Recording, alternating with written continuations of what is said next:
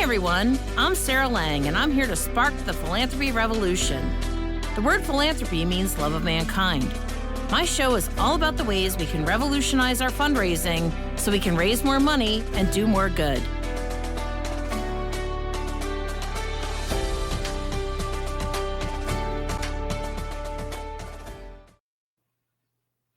Hey everybody, it's Sarah Lang here with another episode of the Philanthropy Revolution.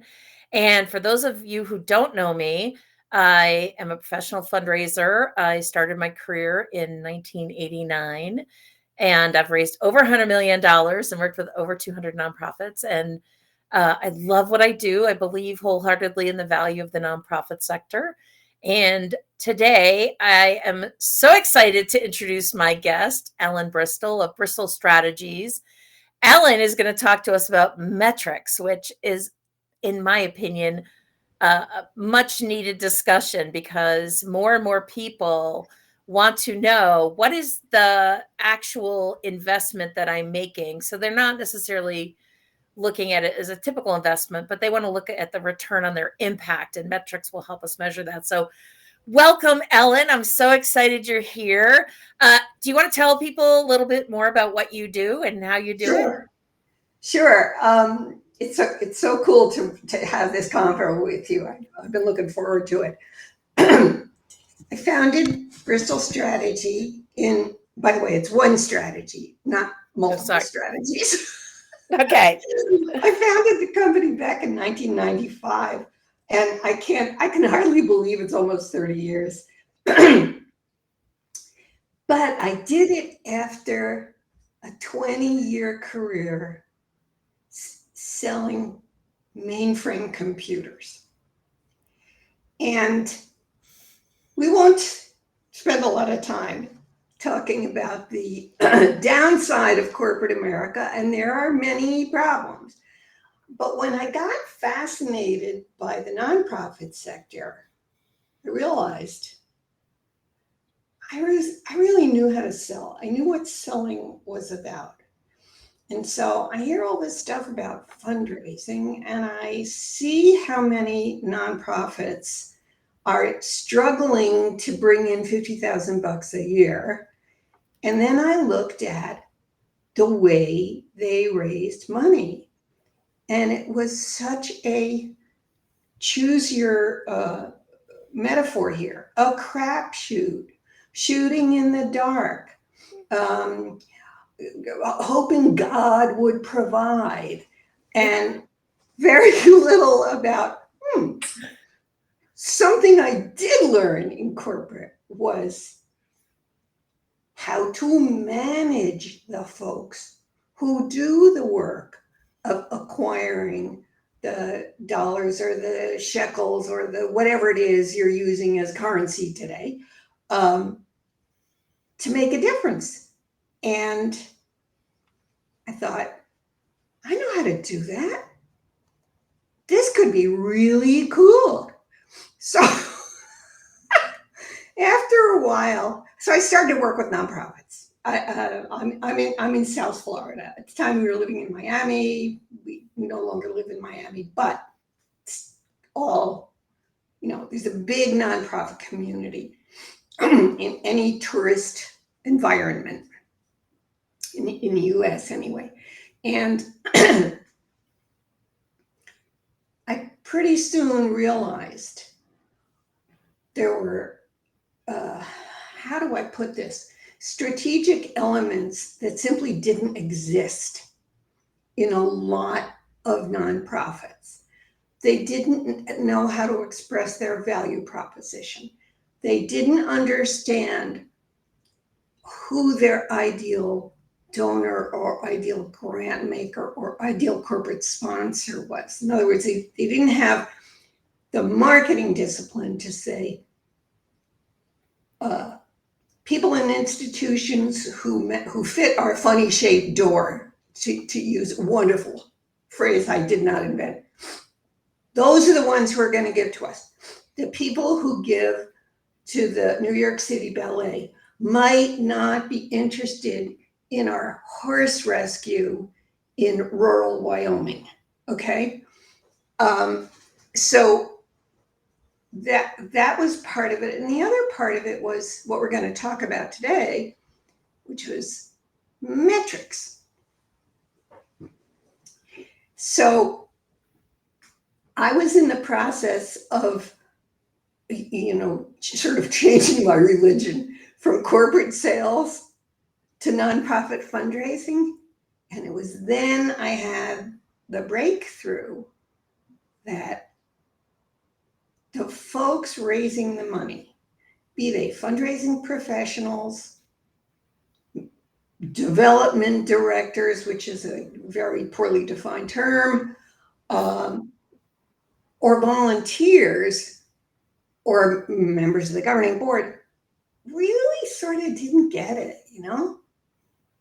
And I've had this conversation more times than I can tell you in the past 30 years. Describe the fundraising process to me. And the answer is, well, you find a prospect and then you do a lot of stuff and then somebody makes a donation. I'm kind of a systems nut. I don't mean technology systems, although I'm a data geek and a technology fiend. I thought, that seems kind of messy to me. Does this make sense, Sarah? Yeah. Well, and also it like goes back to what you were saying about it's such a crapshoot at that point. If you don't have a process that you're taking people through and you're not taking your donors on a journey, then you might get that first donation, but if there's not a system or a process or a journey in place, they're probably going to walk away between gift one and gift two. Now, all the stuff that you just did to get their donation in the first place, now you got to go out and find your next victim, right? Another victim. Exactly. Especially since at the beginning, if you're in the private equity market and you're starting a business from scratch and you want to get venture capital, they call the first round of capital investment the friends and family round. So that's what we do in the nonprofit sector. We start a nonprofit and we put the arm on our friends and families and in-laws and, do us a favor or I'll come and break your knee, Right. So I thought, there's got to be a better way. And I wanted also, there was another thing I discovered. I didn't discover this when I started building the methodologies and developing the metrics. I came to understand, I want to talk about the leaky bucket assessment. Okay. Good. I came to understand that there was a vast disconnect between what the fundraising team was doing or thought they were doing and what the boards thought they were doing. So this sets up a very fertile field for toxic conflict between board and the fundraising team, which probably includes some of the board. So eventually I actually created and trademarked a methodology. Little did I know what a methodology was, but a methodology, in case you're interested, folks, is a system of, not necessarily in this order, benchmarking criteria, key performance indicators, business rules, guidelines, data collection, and reporting methods. And I'm kind of a big picture kind of guy, and I could see a lens like that would bring so much clarity. So I designed it. And then I realized, nobody's coming to my website. So I thought, I have a cool idea. Let's put something interactive on the website. And after I came up with that idea, I'm a little bit of a slow learner. I came up with the notion that something we should put on the website should relate to these challenges. And oftentimes the challenges were they were invisible to the users. They weren't front and center. They weren't thought about. They weren't discussed. So with a great deal of help from a wonderful colleague of mine who is now retired, I designed the first version of the leaky bucket assessment of effective fundraising. And this is something else I learned about formal methodologies. A methodology is great, but a methodology without data to support the need for that system is not so great. So I know you think the leaky bucket is pretty cool. Absolutely. What was it about the leaky bucket when you first got a look at it, or at the benchmarking study? Because I'm like you, I want to know. First of all, I just want to know, right? So Right. I don't want to guess. I don't want to hope. I want to know because, nonprofits are already struggling to make ends meet. And so I would rather know that your strategy is working or that it's not working so we can start figuring out, okay, is this ball of yarn worth untangling or do we need to just go back to the drawing board? So that to me is what's so exciting about measuring things, because it gives you a roadmap to how to improve, and then that leads to more money, right? So that to me is just yay. That's so great. And I'm with you. I mean, one of the things that I also have discovered about the nonprofit sector is a lot, especially we're limiting this conversation to small to mid-size organizations. Right. Because the biggest and most well-known organizations, like Harvard, have by necessity learned how to manage all that stuff. I was friends with the managing director of the Mormon Church's philanthropy unit. And she said, we keep people for a long time, and there's 350 of them, so I have to be able to manage them. So back to the leaky bucket. This survey has 9 statements in it. And they're all open-ended questions with choose one answer or choose multiple answers, right? Just 9 statements. And they ask things like, what are your organization's standard practices for qualifying a prospective donor, acquiring donors, retaining donors, upgrading donors, staffing your organization, what's in your fundraising toolkit, and so on and so forth. My all-time favorite is the 9th statement, which asks in a more diplomatic way, what do you do when your fundraising tanks? What do you do when fundraising is below the desired levels? You don't want to insult people. And those answers are pretty amazing. One of the things that I think you'll find interesting, you, Sarah, and everybody or the one person who may be listening to this,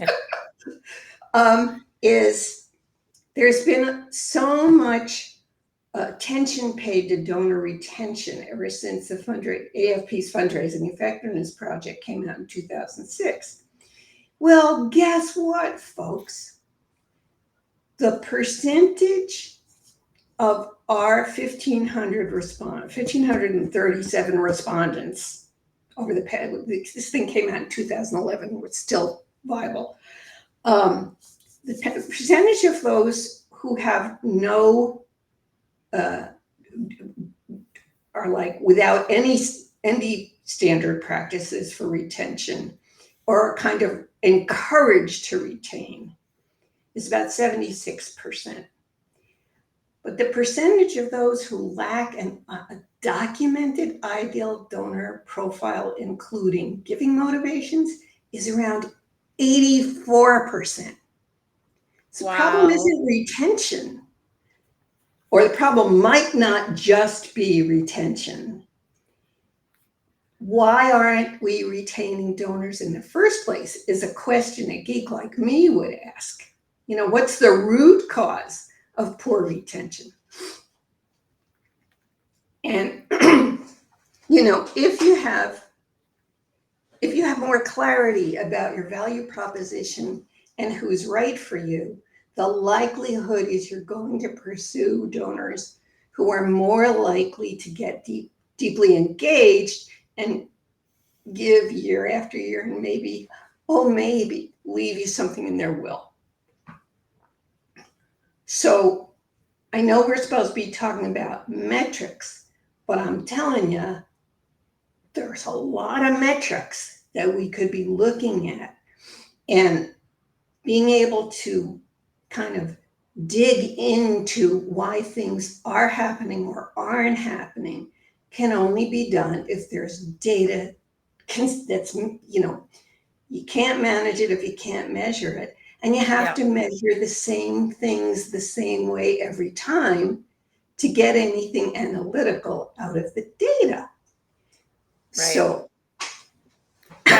I think you're bringing up such an important point because, so many people are struggling with so much role compression that they only have enough bandwidth to worry about where the next check is coming from. Not to, I always start with what I call a donor data dump because I want to see who's in your database. And what I inevitably find is that there is a donor profile. You just don't know it. They've already self-selected into your organization, which is why I want to do the donor data dump and the analysis, because we're going to create the ideal donor profile of your existing donors. And also, I guarantee that there's a bunch of people who are giving to you who have been raising their hand for years saying, I love you, can we go steady? But you've never upgraded them. You've never had a conversation with them about. Never had a conversation with them. That's one of the critical pieces. In something like, let's just so we don't spend the whole 9,000 hours talking about somewhat trivial, well, not trivial, but other matters. Let's frame this conversation around the concept of the major donor, the donor who is or could be giving whatever your floor is. The AFP says it's $1,000. A lot of our clients say it's higher than that. But anyway, whatever you guys consider to be major. And the reason I'm emphasizing that is you can't track the performance of an individual donor who gives you $25 on giving day, right? You want that. You want to kiss their feet because it probably represents a significant investment on their part. But a lot of the specific metrics I want to talk about today are easier to see when we're talking about larger investments, right? Right. So we got to start with the fact that we have to know what constitutes an ideal donor. And in some organizations, there's more than one. And then we kind of have to figure out, when you do the donor database, you want to figure out hi, Ellie. My dear friend Ellie just joined us. Oh, great. Hi, Ellie. Ellie, she runs that Facebook group, right? Because I saw her post. Oh, that's a different Ellie? Okay. It's a different Ellie. Anyway. Okay. Sorry. Ellie is a big shot in the community for serving blind and visually impaired people. Oh, awesome. So anyway, where was I? Yeah. the way we help the client develop an ideal donor profile includes many things, but one of the most important is, hey, come up with 4 or 5 open-ended questions. Make an appointment with 10 or as many as you can current donors who seem happy. They've given more than once, maybe they've volunteered, they showed up to your events, they read your newsletter, they post or comment on your post. You get the idea. And talk to them and say, pretend we're not already in a relationship. Yeah. What is it that makes you interested in giving to charity? Why a charity like ours? Why ours? What would you think if we were to be successful beyond your wildest dreams? Why would that be important? And what would it look like? Why would it be important to you? And what would it look like? And then flip the question. This is one of my favorites. Let's say we had to close our doors. What would that look like? And why would that be important to you? And upon occasion, our clients have come back and said, we would be thrilled because it would mean we had solved the problem. And others have come back and said, oh, don't even dream of it. I'm going to cry myself to sleep. So one of the things we want to know is, who are we talking to who wants to support our mission? Are they truly interested in our mission? Or are they part of that friends and family, your brother-in-law that you otherwise don't like much, but he wrote you a check to get you off? It's that. Right. But he's probably not going to write you another one, right? Exactly. Or maybe he'll write you the second one, but not the third. That's not happening. Especially if your message is, oh dear, we're broke. Can you help us out? Not a good message. No, okay. Not at all. So we got what seems to point toward metrics, but isn't actually metrics. Although there is a set of metrics here if you've got a donor base where you have to sort of segment. Do they rank A, B, C, or D? Are they a close match to your ideal donor? In which case it pays for you to invest more of your personal time building that relationship, tightening that level of engagement. If there is C or D, either because of motivations or capacity, love them to death anyway, but don't put a lot of your personal time.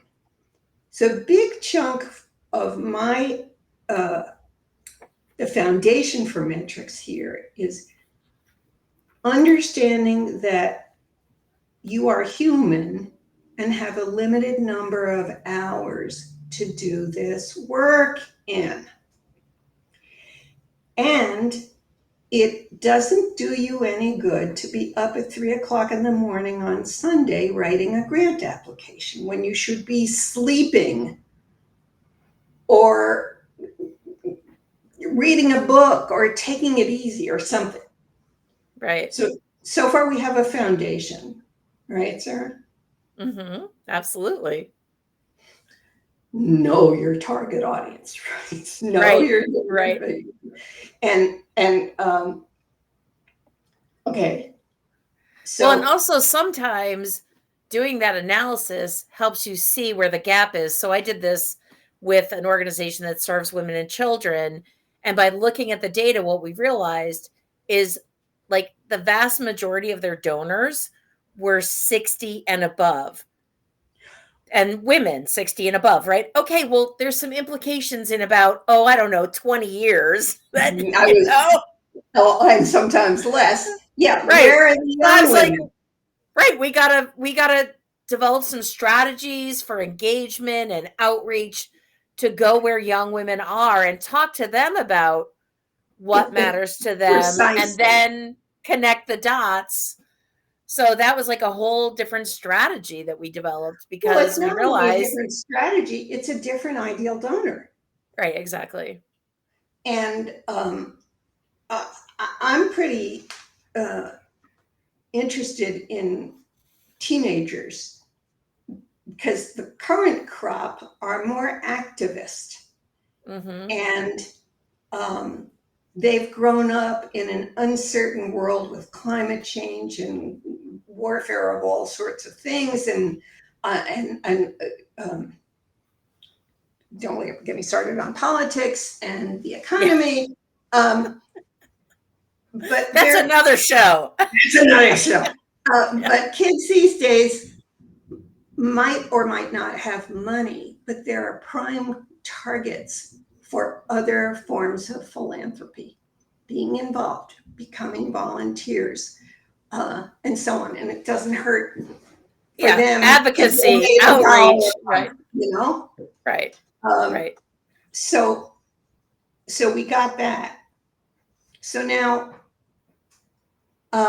one of the things, first of all, let me talk about 3 global metrics that I think should be tracked.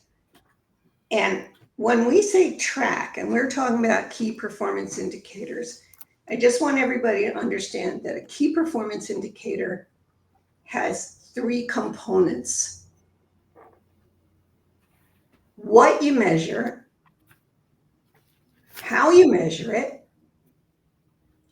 and what your success target would be for that measurement. Other people seem to refer to success targets as benchmarks. I don't think that's really the definition of a benchmark, but, and you start with mission impact metrics. So there's a lot of stuff we do in nonprofits that doesn't seem measurable. So we have to find ways that are measurable. So an example I often use is in the next 12 months, every child in our neck of the woods will obtain at least 1 book from our nonprofit. Okay, so we're pretending we're a literacy project here, right? And then we might say we want to achieve 500 families where parents are reading to their children every night for at least 15 minutes. So we can track those things, and the reason you want to track those is that's the data analytics of your impact. Mm-hmm. And if all you can start with is the number of people who came to the class or who ate the food or whatever, it's not rocket science to count up things like that. So now we've got to look at metrics, the global metrics for fundraising. You talk for a minute because I have to take a sip of water. Sure.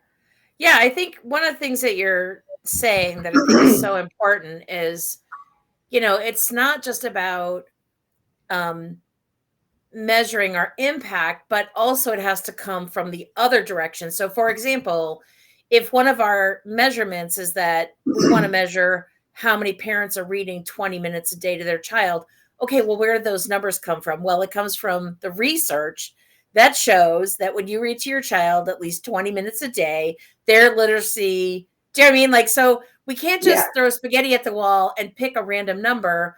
We have to look at the literature that's out there to say, what impact is this activity going to have? We know And how do that, we measure it? yeah, yeah, yeah. So I feel like it kind of has to come from both ways. What do we want to achieve through our mission? But also, what does the literature tell us about our industry and what success means, right? So we all know nobody Precisely. hardly, yeah. So go ahead. Anyway, there is a challenge in creating metrics for fundraising, because fundraising means money and money means numbers. So the challenge there is it's easy to measure a whole lot of the wrong things. I have no problem measuring your total income, or your total income by segment, or your total income by segment and by month. That's great, but it's a trailing indicator. And if you don't know what happened upstream, you're gonna get in trouble downstream. So the big three global measurements are not numbers of dollars, those come later. Number of donors. Remember, we're just going to frame this in terms of major gifts. Number of donors we acquired in the current, 12-month period. You reset, and you can reset your targets at any point based on reality, right? You might say this year we want to acquire 50,000 new donors above $1,000. Wouldn't that be lovely? But that would, but it's also run a one-person shop, right? Right. And those are the metrics. Yeah, those are the metrics. Those are the metrics your board writes after they've all had a bottle of wine, right? Exactly, that you pay for. So, number of donors you've acquired, number of donors you've retained, and number of donors you've upgraded. So those retained should be, some years it'll be a smaller number. I mean, if you're just starting out, your need to acquire donors is probably a little greater than your need to retain donors. And your ability to upgrade those donors, if you've only been in business 2 or 3 years, it's not realistic. Right. But it's a great idea to say, this is our, if we could raise gifts of $1,000 and we could raise 12 of them, that would be $12,000, one donor a month, right? Yeah. So we've got a great metric there. Acquire 12 donors at $1,000 or more in the course of a year and break it down to one a month. So now, why do I say break it down to one a month? Because donors acquired is a trailing indicator, just like money in hand is a trailing indicator. So you kind of fake out the measurements by saying, if we were tracking this once a month and we didn't land a donor, then next month we need to acquire 2 donors, and so we have a way to correct course early in the game if we have those leading indicators, which I will discuss in a moment. So a little digression. Go ahead. This is why the process is so important, because if you don't understand the pipeline of how the donor learned about you, fell in love with you, decided to invest in you, then you have no idea how to get, okay, maybe you got 1 donor, now you got 11 more you got to tee up. And if you don't understand the process, I always kind of think of like a Major League Baseball team.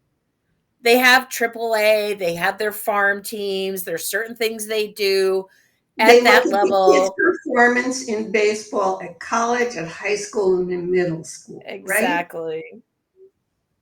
So, that's a really good analogy. Now, one of the things that I discovered to my regret, I hope it's improved by now, but for many years, I would talk about the pipeline when I was, back in the good old days when we actually appeared someplace to give a speech. I no longer do that, even if it's possible, because I'm too old to get on an airplane. The hell with it. So I once I started to ask the audience, do you know what a pipeline is?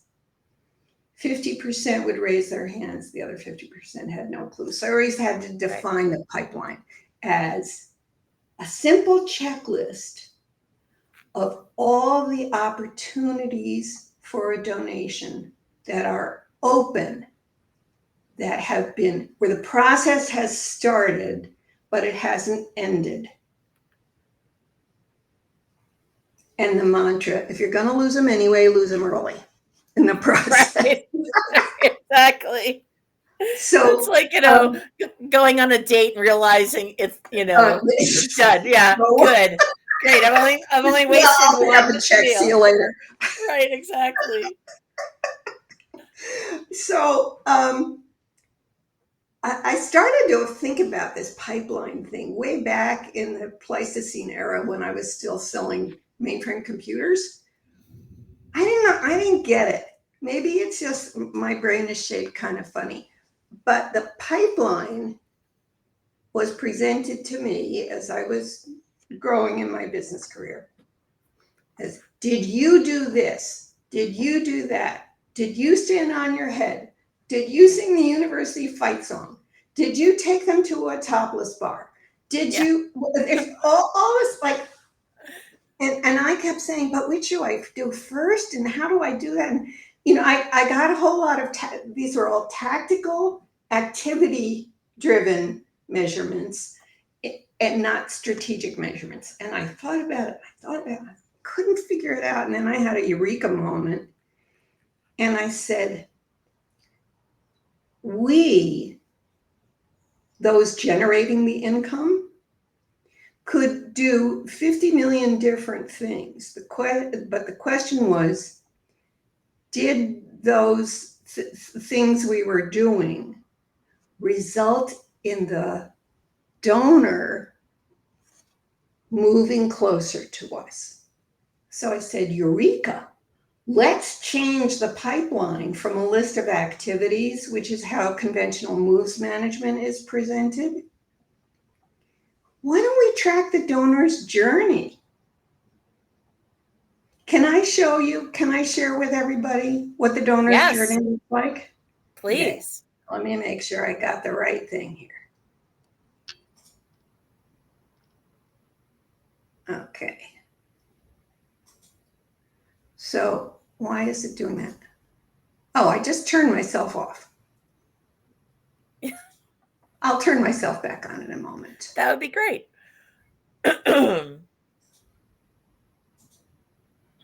Okay, can you all see this? Yes. So these moves here say that our answers to the following question. Did we persuade the donor to tell us what motivates their giving behavior? And move 2 says, did the donor ask us stuff to indicate that they would be, that we're a good match? So in more blunt terms, move 1 tells us we like them, and move 2 tells us they like us. And then we get to move 3. This is not the proverbial ask. Move 3 is, did we find out if they were willing to consider investing in our nonprofit?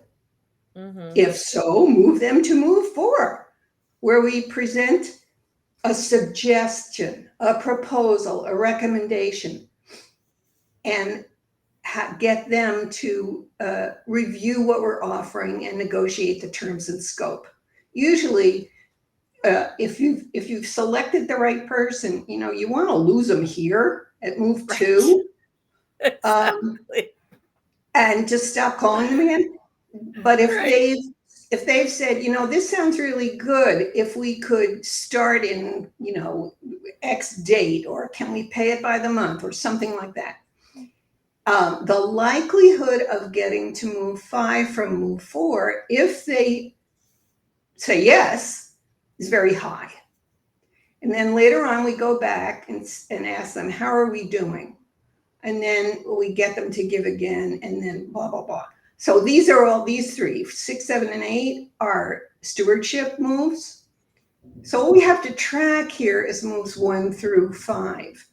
Mm-hmm. Does this make sense so far? Yeah, Everybody? totally. Yeah. I love this. And the thing And that's cool. well, I just think it's so the stewardship piece is so important. Oh God. Because, you know, we have to stop treating donations like transactions because people Exactly. care about the mission. This is a gift of their heart. Again, philanthropy, love of mankind. And they're trying to solve a problem. And we're in the business of trying to solve that problem: hunger, homelessness, domestic violence, whatever it is. Whatever it is. Right. And so they can't solve that problem. So they're saying, can you please take this gift from my heart, my hard earned money, to help alleviate this problem? Right. So the stewardship piece is, if you ever want to get another donation, you have to engage in stewardship. And again, this goes back to like the role compression and small shop Right. fundraising, where they're trying to do grants and social media and individual donors. Like people, Yeah, yeah, exactly. And if you yeah, want to engage volunteers in your fundraising, engage them in stewardship. yeah, exactly. Have a board member calling somebody who makes $100 a month gift just to say, I'm Trixie Bephysics calling from the board of the Institute of the Bewildered, and I wanted to thank you and see Yeah, whatever. So I yeah, I also wanted to show this, which is what we do. We fundraisers.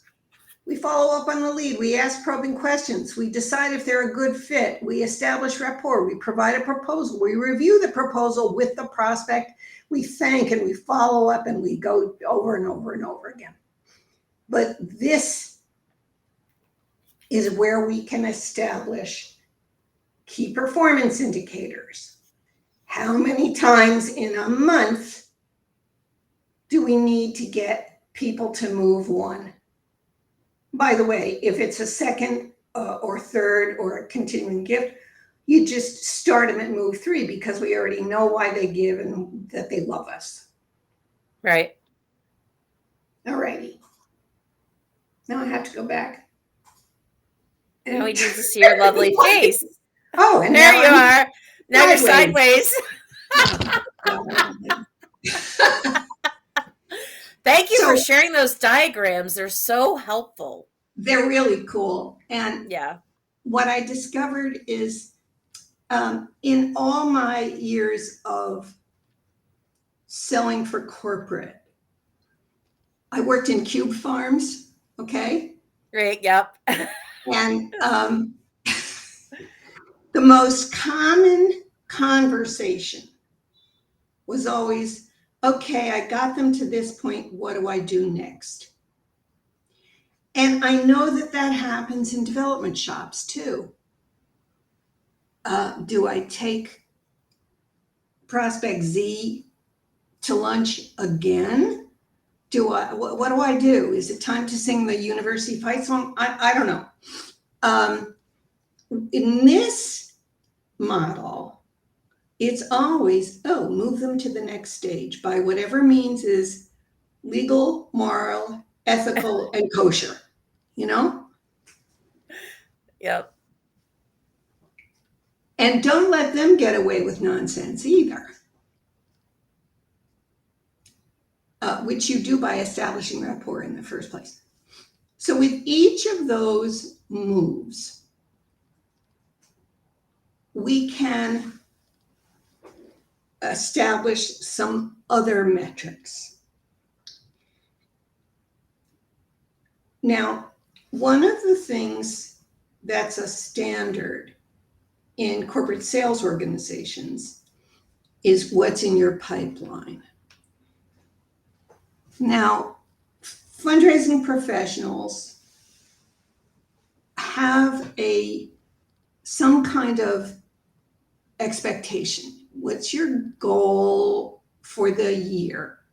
How much money are you supposed to raise? I don't know how clear those goals are. You spent time in the field, so maybe you can tell me. Are the goals clear? Are they well reasoned? Are they, how thoughtful are they? Well, what I find is that the budgeting process very frequently does not include the fundraising team, that the budget is developed in isolation, that people just add numbers. So I was just talking to somebody in Boston, and they have done very well. There's some new leadership, and so there's some momentum that's been built. And so they were able to significantly uptick their fundraising last year, and they are assuming that that will remain to be the case next year. So they have increased their budget by over $100,000. And I see things like that and I want to cringe and scream, because that is Yeah, not a real, you need to look at over time. Yes, last year was great. I'm so proud of them for significantly upticking their revenue. Go team, right? That's exactly. not that's not sustainable, Well, right? yeah, So, exactly. or Unless you is know, it sustainable, right? They don't know if well, it's sustainable. They just threw no, $100,000 at the budget. it took me years to truly understand what people talked about when they were talking about capacity. Yeah. And, you know, if your capacity to raise money includes your ability to attract qualified or pre-qualified donors, your ability to retain donors, your ability to um, keep those donors engaged, your ability to upgrade certain donors. There's all kinds of things we have to do, right? So if you're a startup and you have a donor base of your mother, your two girl cousins, and your husband's aunt, there's not a lot you can do. You don't have the capacity yet. Your only capacity is to improve your digital PR. If you have a donor base of 25,000 names, there's probably a lot of money on the table that you haven't accessed because you haven't upgraded, you haven't retained, you haven't engaged, you don't know them. Nobody in the organization really knows those people. The number of times, when I was describing how to define the ideal donor profile and talked about going out and interviewing current engaged donors, whether their gifts were large or small. Yeah, right.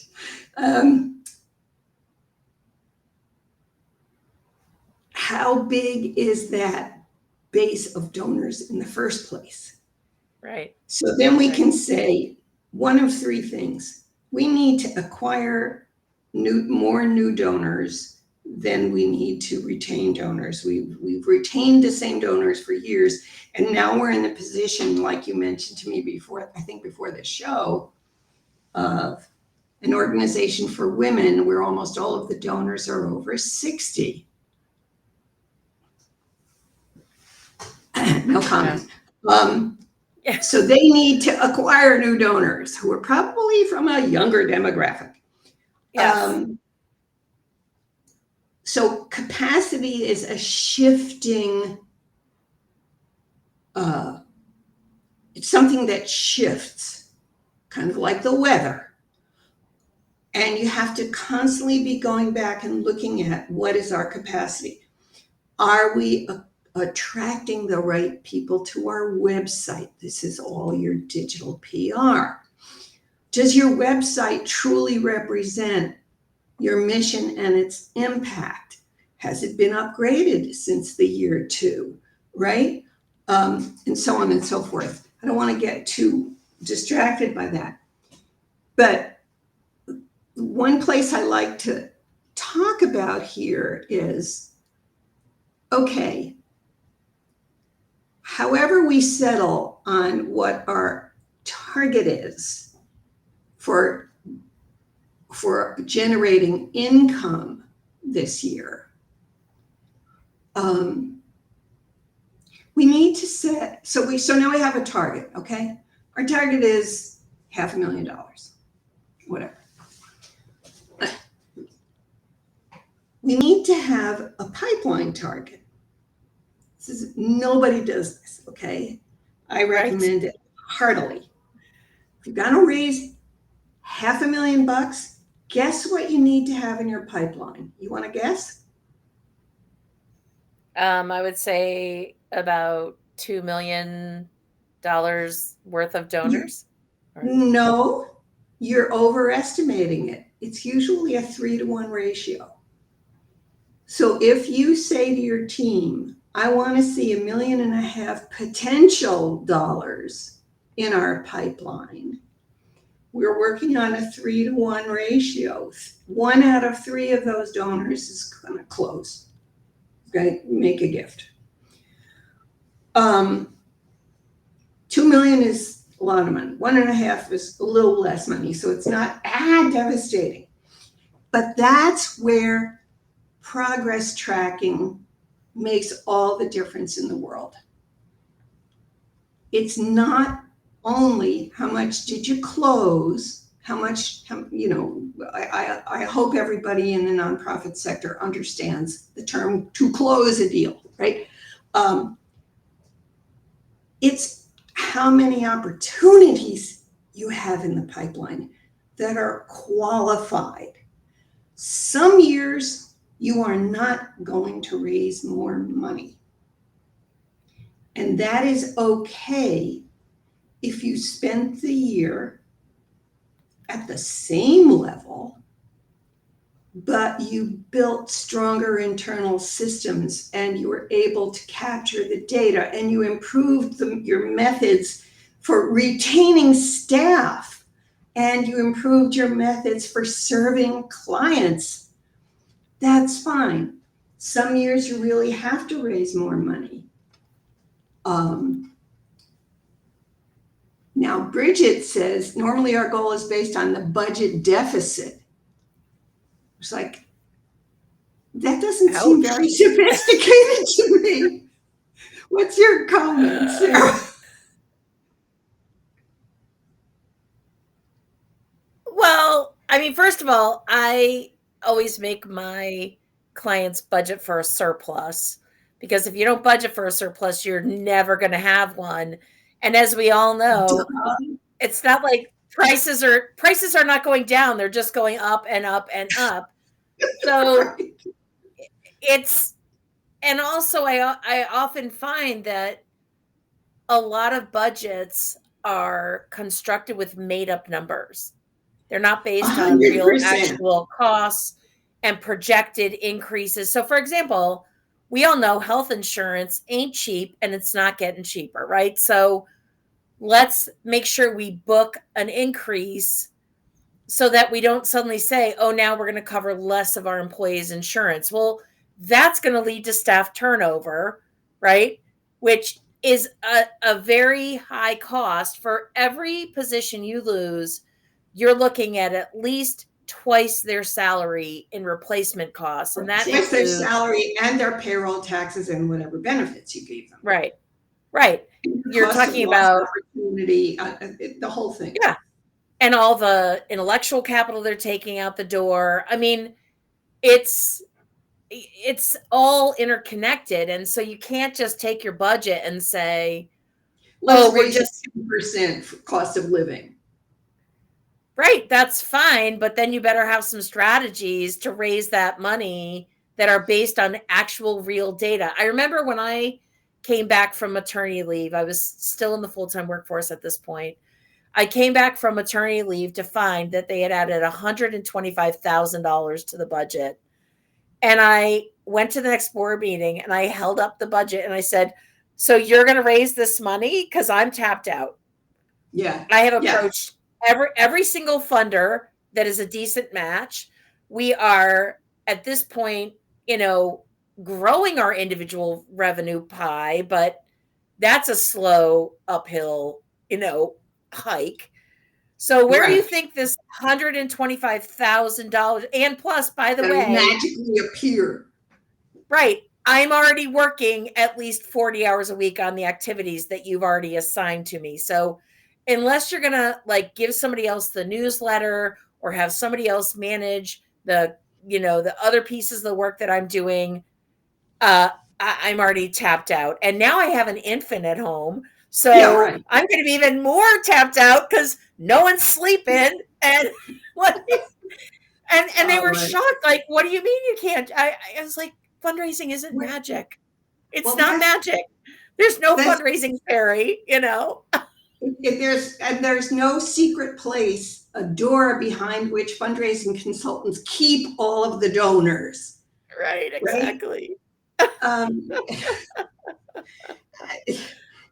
so if we have the numbers, there's one other thing. Let's go back to the concept of methodology.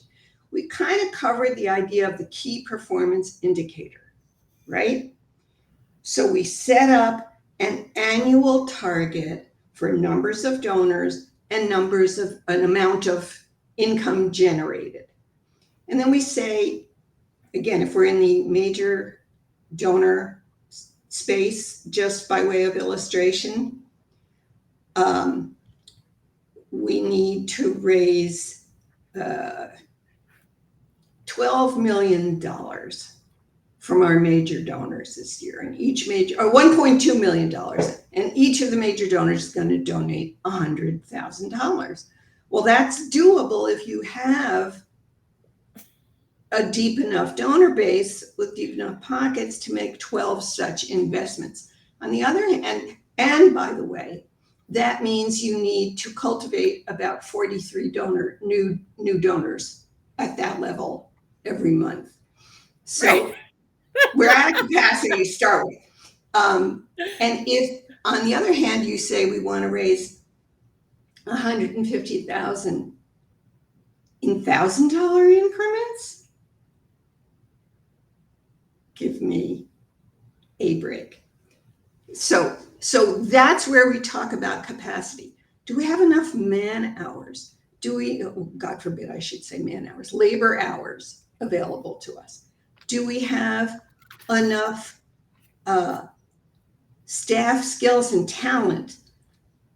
Do we have a deep enough database to produce repeat gifts or larger gifts? So all of these are things about capacity. Is there a way for us to serve more people at lower costs? Are we paying a lot of money for a program that isn't very popular and isn't very impactful? Maybe we should quietly sunset that program and put our efforts into what really makes a difference on the ground. So we like to take this concept of the pipeline target as well as the income target and keep track of both. We're almost at the end of our time, so I don't want to digress and show you another illustration. But this is one thing that's really, really important for me to say. Folks in the corporate world are less likely to be driven by their emotions. Certainly corporate leaders, they're talking, and a lot of nonprofit people sneer at that philosophy. That's a losing battle, folks. But in the process of sneering, they're also throwing out the baby with the bathwater. One of the reasons well-run corporate organizations can make so much money is because they support their fundraising team. They give them mental health days. They have more or less realistic expectations about what they can do. They send them off for training frequently during the course of the year. And more, we should be doing the same things. We shouldn't expect miracles from a one-person development shop. And I think of KPIs and metrics as guidelines and guardrails. When I loved your response to my illustration of the pipeline as a circle.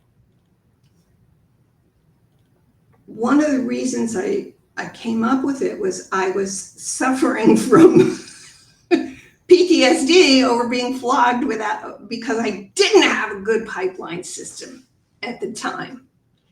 And so you know what to do next. It's clear that you're moving forward. If we discover that you can actually achieve those key performance indicators with less work, hurrah! Let's figure out what you were doing so that the next person can replicate it and we can make enough money. This is a big, drum roll, please. Make enough money to pay our people an appropriate wage. Recently saw a job description for a database coordinator or some ridiculously, what is this? And there were 18 elements in the job description, from handling all the social media marketing to event planning and running major gifts. What? And the offering salary was $30,000 a year. That's like 5 jobs in one. And 5 jobs in one, and you can't live alone. You have to either live with mom and dad or have a partner who's earning at least as much, if not more, than you are, or something. So it's all in the data, but we're not sector-wide. We do a lousy job of understanding that these things be measured. Figuring out ways to standardize what we're measuring, capture data and compare it to our plans, and improve continuously, constantly be looking for ways to automate or outsource or delegate to a lower cost channel of some kind, like a volunteer. And the final thing, which I keep meaning to mention and keep forgetting to, is the reporting. The board and senior management are often very far removed from the daily life of fundraising. And so they come up with out of alignment suggestions, right? Why aren't we doing more events or golf tournaments, right? Bingo night. Let's make sure that when it's time to report to the board sees that there is an ideal donor profile, that there is a pipeline, the board sees a forecast. The board doesn't just see the backwards look of the financial statement on a quarterly basis. Right. And I think this goes back to what you were saying, earlier, is that you have to understand what's happening upstream. You can't just look at the results in isolation. You have to understand, how did this money get here? And so, because only that way can you replicate your success. Because otherwise you're just going to spend all your time throwing spaghetti against the wall, which is not effective. Or hoping and on your knees praying. And under the circumstances you describe, it's when things are suddenly tanking that everybody gets a wild hair and starts jumping around like a lunatic, pounding on you on the 17th day of the 12th month of your fiscal year, saying, hey, you have to raise as much money in the next 2 weeks as you did all year. And if you Yes. don't, we're firing you. Yeah. That's often the time at which I will get phone calls from people. And same here, and what we always want to say, and saying it diplomatically isn't easy. You're in a crisis you could have avoided if you'd started working on this a year ago. Yep. 100%. Well, Ellen, I just want to say thank you so much for joining us today. I feel like we could talk for another 2 We could hours, talk but I'm forever. sure I know. This has been so helpful and such good information for people about thinking, how do you start building a pipeline? What do they need to be measuring? How do they need to be measuring it? Looking at the lead indicators and then the trailing indicators, and understanding how to kind of set some metrics and KPIs that make sense and aren't just the whole Exactly. spaghetti against the wall That's methodology. the hope is not a strategy. And if you start habits like these when your nonprofit is young and small, you're going to get to mission impact faster. And not enough organizations pay attention to these foundational strategic elements. Yeah, so well said. Well, thanks for joining us, everybody, and I'll see you in a couple more weeks. And meanwhile, thanks again, Ellen. Appreciate you. My pleasure. Bye, everybody. Tuning in. I'll be back in 2 weeks with another episode. Got topics you want me to cover? Organizations you want me to showcase? Let me know. Also, I'm here to help you revolutionize philanthropy at your nonprofit. If you want to talk about what that looks like, drop me an email.